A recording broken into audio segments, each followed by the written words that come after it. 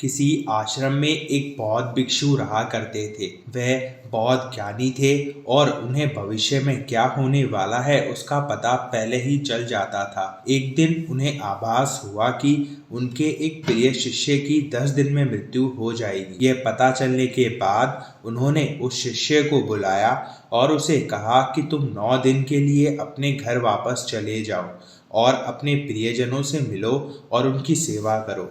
शिष्य यह सुनकर बहुत खुश हुआ। भिक्षु ने आगे कहा, परंतु 10वें दिन तुम्हें यहाँ वापस लौटना होगा। शिष्य ने कहा, ठीक है गुरुजी, मैं 10वें दिन वापस आ जाऊंगा। और ये कहकर वह घर की ओर निकल पड़ा। उसके घर के रास्ते में एक नदी पड़ती थी और वो उस नदी के पास पहुंचा और उसने देखा कि नदी के किनारे एक मिट्टी का टीला बना हुआ था जिसमें लाखों चींटियां रहती थी। उसने देखा कि नदी का पानी उफान मार रहा है और लहरों का पानी टीलों तक छू रहा है। उसने सोचा, अगर पानी टीलों के अंदर आ गया तो लाखों चींटियां नदी में बह जाएगी और मर जाएगी। तो उसने अपने वस्त्र उतारकर उनको इस तरह से इस्तेमाल किया कि अब पानी टीलों के पास आना बंद हो गया और लाखों चींटियां बहने से बच गई। फिर वो अपने घर पहुंचा और सबसे मिला और देखते ही देखते 9 दिन गुजर गए और 10वां दिन आ गया। भिक्षु उसकी राह देखने लगे और शाम हो गई। भिक्षु सोचने लगे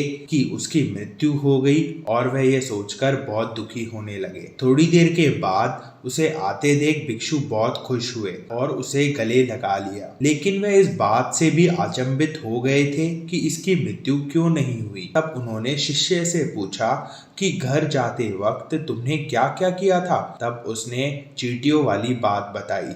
तब भिक्षु को पता चल गया कि इसकी मृत्यु क्यों नहीं हुई। भिक्षु को खुश देखकर शिष्य ने खुशी का कारण पूछा तो भिक्षु ने सारी बात उसे बता दी और यह भी कहा, जैसे तुमने उन चींटियों को जीवन दिया है वैसे ही तुम्हारे कर्मों की वजह से तुम्हारी मृत्यु टल गई। तब उस शिष्य ने कहा कि अगर आप पहले ही मुझे बता देते तो मैं ऐसे अच्छे और कर्म करके अपनी मृत्यु टाल देता। तब भिक्षु ने कहा, अगर मैं तुम्हें पहले ही बता देता तो तुम कर्म तो करते मगर उसके पीछे तुम्हारा लालच होता।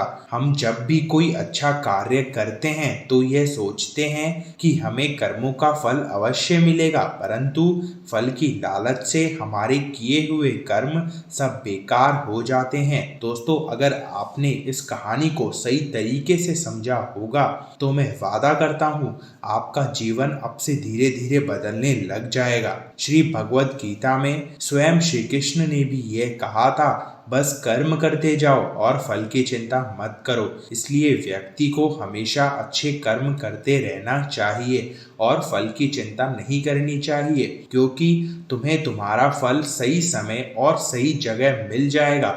बस तुम कर्म करते रहो। और अब आप कमेंट सेक्शन में ये भी बता सकते हो कि अब तक आपने क्या क्या अच्छे कर्म किए हैं।